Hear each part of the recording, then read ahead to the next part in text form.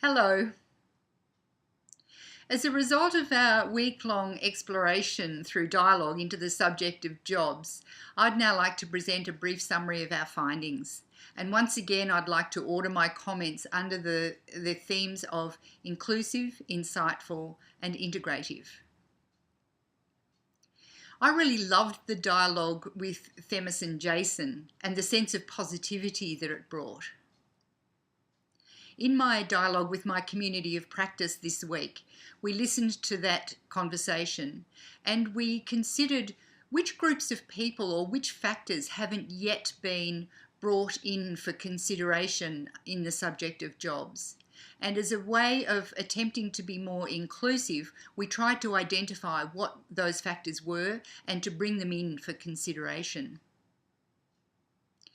In terms of insightfulness, what we really mean by that is to try and identify what are some of the big shifts currently at play in terms of social factors, cultural factors, environmental, economic factors, which could have an impact on the issue of jobs.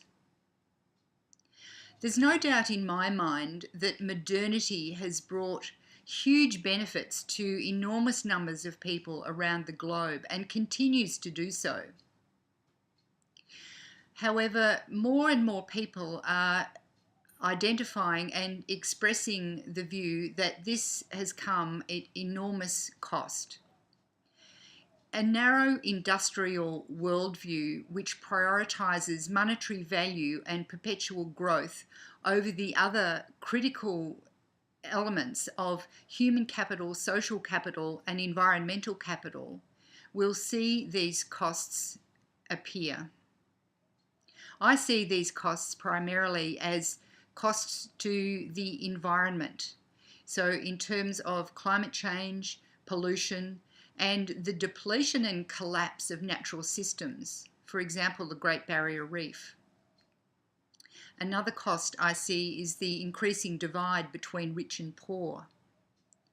And another one would be the consideration or the reduction of the consideration of a human life as being one of a machine or a means of production. We're in the midst of a great transformation where these new values are fighting for expression, and we can see this as an example with Bernie Sanders in the United States. But we're also in Australia experiencing ourselves very much as part of the global economy, and we can see and experience this in the collapse of the mining boom, in the apparent end of the automotive manufacturing industry in Australia. And in my area, in East Gippsland, we can see it in the apparent end of the timber industry as it has been known. Another factor for consideration, a big one, is the role of technology and robots on the future of jobs. I drive an electric car, a Volt, and I know that the process of taking my car for service now is very different to the one that was undertaken 10 years ago. It seems to be a process of simply plugging my car in and running it through a series of programs, computerized programs. So I wonder, where is the role of the mechanical engineer?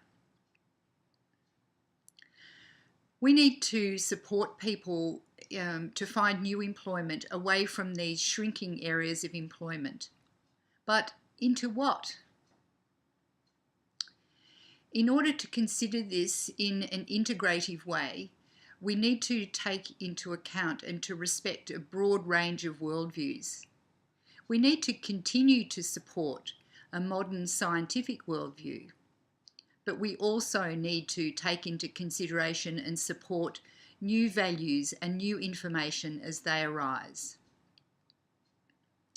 We've identified 3 areas, positive areas for growth and development into the future in relation to jobs. And we also recognise that there's an urgency in bringing this new future into being. We see that there is an enormous potential for the development of innovation and entrepreneurship. And Themis and Anthony and Jason made the point that this is not dependent on a pre-existing level of education or training.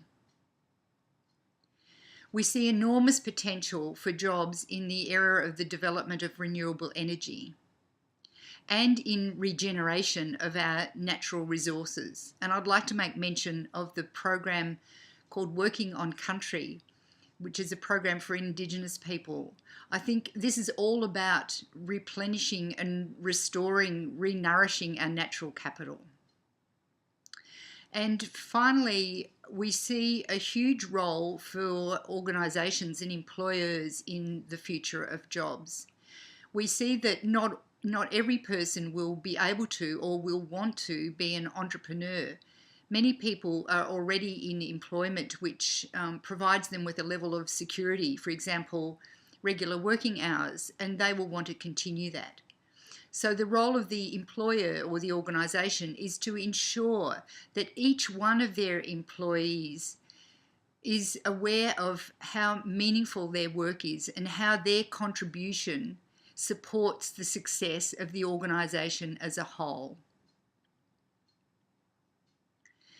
We also identified 3 areas which are worthy, we think, of merit and further consideration and research. They are a guaranteed minimal income, climate mobilisation, which is really a radical reorganisation of the economy at a level which we saw around World War II, and a circular economy with the principles of cradle to cradle. Thank you for listening to this video. I invite you to go to my Facebook site, which is www.meredithuri.com/FB, and have your say about what you think is the future of jobs in the context of the environment and the economy.